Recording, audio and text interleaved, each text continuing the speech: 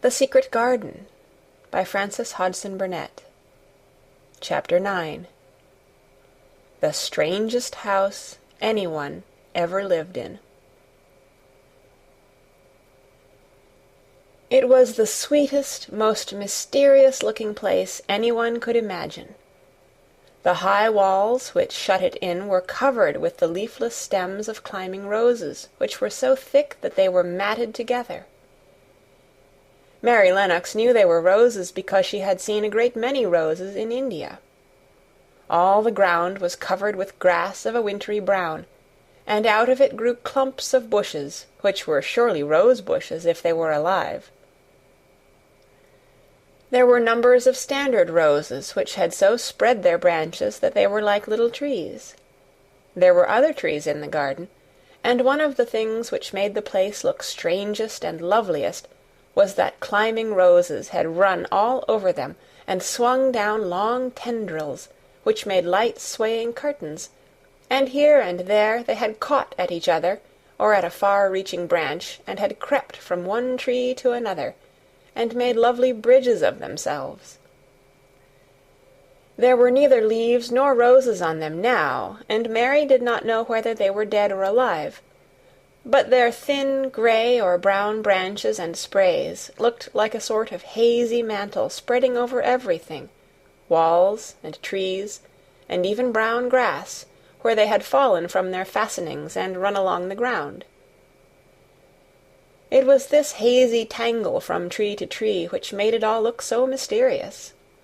Mary had thought it must be different from other gardens which had not been left all by themselves so long, and indeed it was different from any other place she had ever seen in her life. "How still it is," she whispered. "How still." Then she waited a moment and listened at the stillness. The robin, who had flown to his tree-top, was still as all the rest. He did not even flutter his wings. He sat without stirring, and looked at Mary. "No wonder it is still," she whispered again. "I am the first person who has spoken in here for 10 years." She moved away from the door, stepping as softly as if she were afraid of awakening someone. She was glad that there was grass under her feet, and that her steps made no sounds. She walked under one of the fairy-like grey arches between the trees, and looked up at the sprays and tendrils which formed them. "I wonder if they are all quite dead," she said. "Is it all a quite dead garden? I wish it wasn't." If she had been Ben Weatherstaff, she could have told whether the wood was alive by looking at it, but she could only see that there were only grey or brown sprays and branches, and none showed any signs of even a tiny leaf-bud anywhere. But she was inside the wonderful garden, and she could come through the door under the ivy any time, and she felt as if she had found a world all her own. The sun was shining inside the 4 walls, and the high arch of blue sky over this particular piece of Misselthwaite seemed even more brilliant and soft than it was over the moor. The robin flew down from his tree-top and hopped about or flew after her from one bush to another. He chirped a good deal, and had a very busy air, as if he were showing her things. Everything was strange and silent, and she seemed to be hundreds of miles away from anyone, but somehow she did not feel lonely at all. All that troubled her was her wish that she knew whether all the roses were dead, or if perhaps some of them had lived and might put out leaves and buds as the weather got warmer. She did not want it to be a quite dead garden. If it were a quite alive garden, how wonderful it would be, and what thousands of roses would grow on every side. Her skipping rope had hung over her arm when she came in, and after she had walked about for a while, she thought she would skip round the whole garden, stopping when she wanted to look at things. There seemed to have been grass paths here and there, and in 1 or 2 corners there were alcoves of evergreen with stone seats or tall moss-covered flower urns in them. As she came near the second of these alcoves, she stopped skipping. There had once been a flower-bed in it, and she thought she saw something sticking out of the black earth, some sharp little pale green points. She remembered what Ben Weatherstaff had said, and she knelt down to look at them. Yes, they are tiny growing things, and they might be crocuses or snowdrops or daffodils, she whispered. She bent very close to them and sniffed the fresh scent of the damp earth. She liked it very much. "Perhaps there are some other ones coming up in other places," she said. "I will go all over the garden and look." She did not skip, but walked. She went slowly and kept her eyes on the ground. She looked in the old border beds and among the grass, and after she had gone round, trying to miss nothing, she had found ever so many more sharp pale green points, and she had become quite excited again. "It isn't a quite dead garden," she cried out softly to herself. "Even if the roses are dead, there are other things alive." She did not know anything about gardening, but the grass seemed so thick in some of the places where the green points were pushing their way through, that she thought they did not seem to have room enough to grow. She searched about until she found a rather sharp piece of wood, and knelt down and dug and weeded out the weeds and grass, until she made nice little clear places around them. "Now they look as if they could breathe," she said, after she had finished with the first ones. "I am going to do ever so many more. I'll do all I can see. If I haven't time today, I can come tomorrow." She went from place to place, and dug and weeded, and enjoyed herself so immensely that she was led on from bed to bed, and into the grass under the trees. The exercise made her so warm that she first threw her coat off, and then her hat, and without knowing it she was smiling down onto the grass and the pale green points all the time. The robin was tremendously busy. He was very much pleased to see gardening begun on his own estate. He had often wondered at Ben Weatherstaff. Where gardening is done, all sorts of delightful things to eat are turned up with the soil.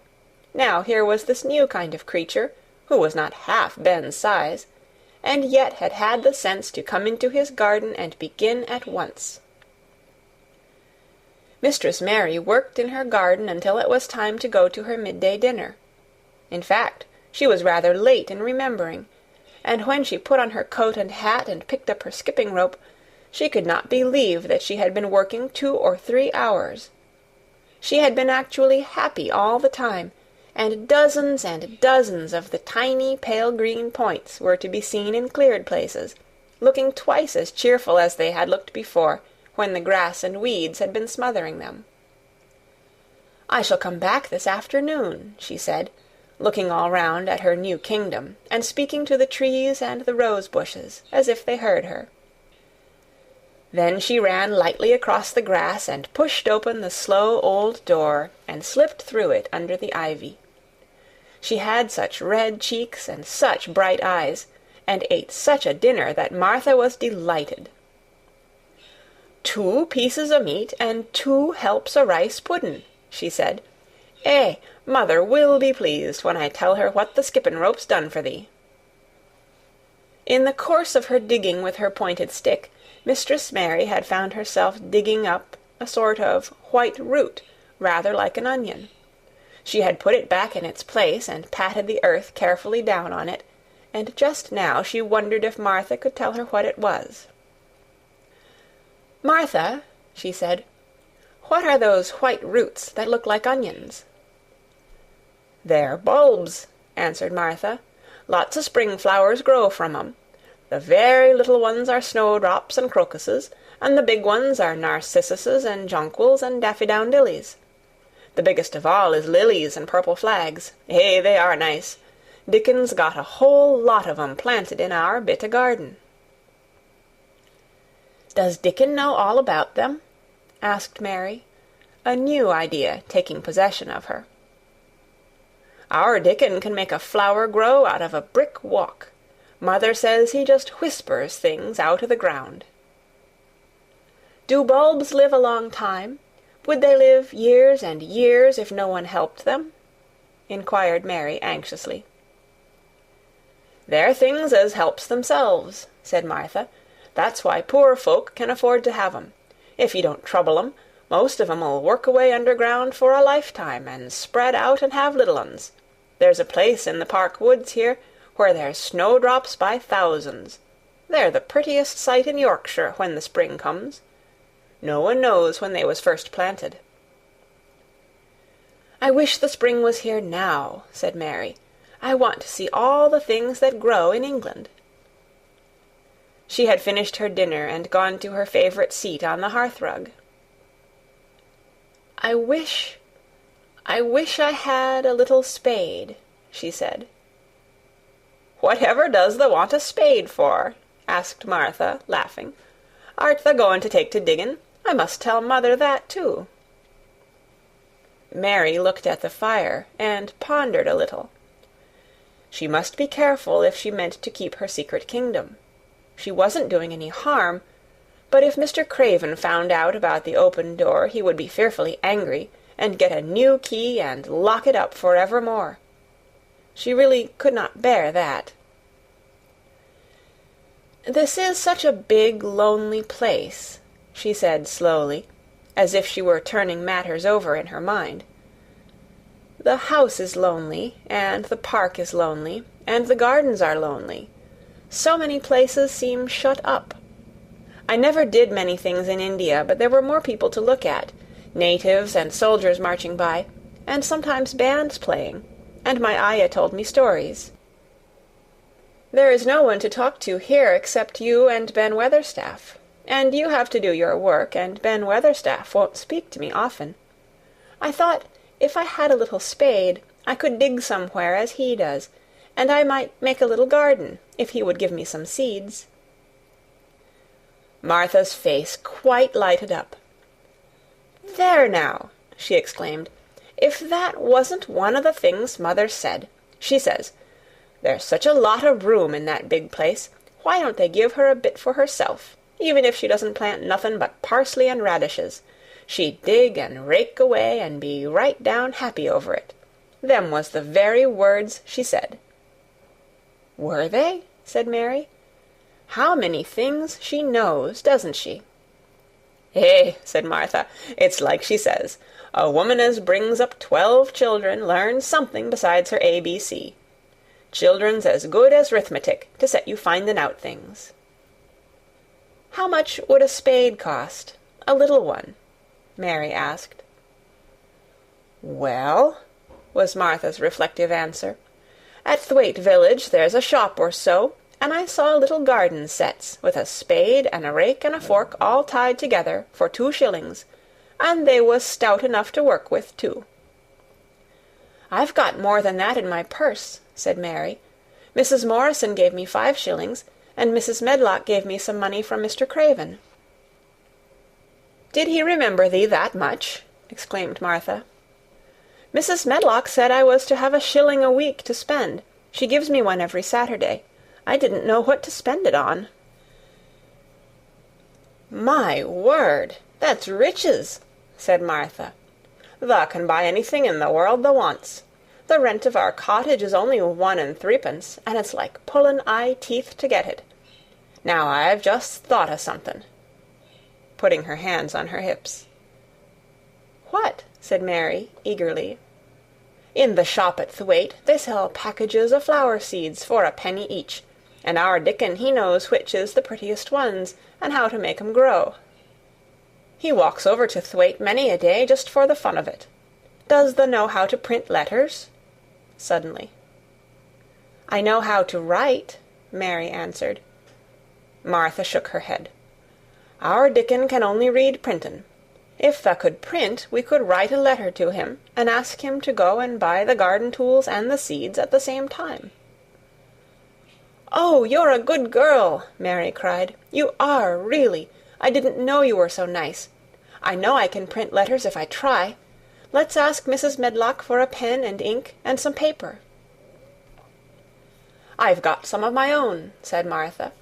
"I bought 'em so I could print a bit of a letter to Mother of a Sunday. I'll go and get it." She ran out of the room, and Mary stood by the fire and twisted her thin little hands together with sheer pleasure. "If I have a spade," she whispered, "I can make the earth nice and soft, and dig up weeds. If I have seeds, and can make flowers grow, the garden won't be dead at all. It will come alive." She did not go out again that afternoon, because when Martha returned with her pen and ink and paper, she was obliged to clear the table and carry the plates and dishes downstairs, and when she got into the kitchen Mrs. Medlock was there and told her to do something, so Mary waited for what seemed to her a long time before she came back. Then it was a serious piece of work to write to Dickon. Mary had been taught very little because her governesses had disliked her too much to stay with her. She could not spell particularly well, but she found that she could print letters when she tried. This was the letter Martha dictated to her. "My dear Dickon, this comes hoping to find you well as it leaves me at present. Miss Mary has plenty of money, and will you go to Thwaite and buy her some flower seeds and a set of garden tools to make a flower bed? Pick the prettiest ones and easy to grow, because she has never done it before and lived in India, which is different. Give my love to Mother and every one of you. Miss Mary is going to tell me a lot more, so that on my next day out you can hear about elephants and camels and gentlemen going hunting lions and tigers. Your loving sister, Martha Phoebe Sowerby." "We'll put the money in the envelope, and I'll get the butcher boy to take it in his cart. He's a great friend of Dickon's," said Martha. "How shall I get the things when Dickon buys them?" "He'll bring 'em to you himself. He'll like to walk over this way." "Oh!" exclaimed Mary. "Then I shall see him. I never thought I should see Dickon." "Does thou want to see him?" asked Martha suddenly, for Mary had looked so pleased. "Yes, I do. I never saw a boy foxes and crows loved.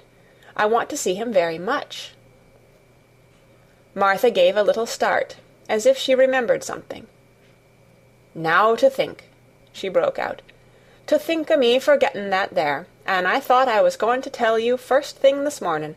I asked Mother, and she said she'd ask Mrs. Medlock her own self." "Do you mean—" Mary began. "What I said Tuesday. Ask her if you might be driven over to our cottage some day, and have a bit of Mother's hot oat cake and butter, and a glass of milk."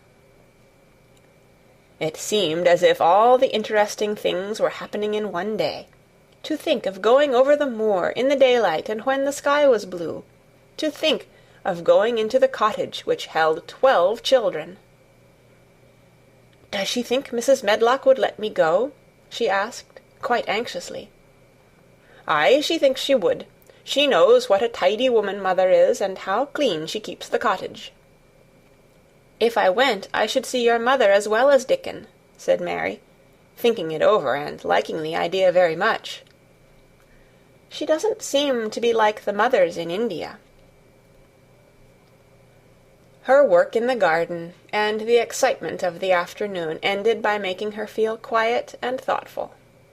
Martha stayed with her until tea-time, but they sat in comfortable quiet and talked very little. But just before Martha went downstairs for the tea-tray, Mary asked a question. "Martha," she said, "has the scullery maid had the toothache again to-day?" Martha certainly started slightly. "What makes thee ask that?" she said. "Because when I waited so long for you to come back, I opened the door and walked down the corridor to see if you were coming. And I heard that far-off crying again, just as we heard it the other night. There isn't a wind to-day, so you see it couldn't have been the wind." "Eh," said Martha restlessly, "thou mustn't go walking about in corridors and listening. Mr. Craven would be that there angry, there's no knowing what he'd do." "I wasn't listening," said Mary. "I was just waiting for you, and I heard it. That's 3 times." My word, there's Mrs. Medlock's bell," said Martha, and she almost ran out of the room. "It's the strangest house anyone ever lived in," said Mary drowsily, as she dropped her head on the cushioned seat of the armchair near her. Fresh air, and digging, and skipping rope had made her feel so comfortably tired that she fell asleep. End of Chapter 9. Read by Kara Shallenberg on January 20th, 2006, in Oceanside, California.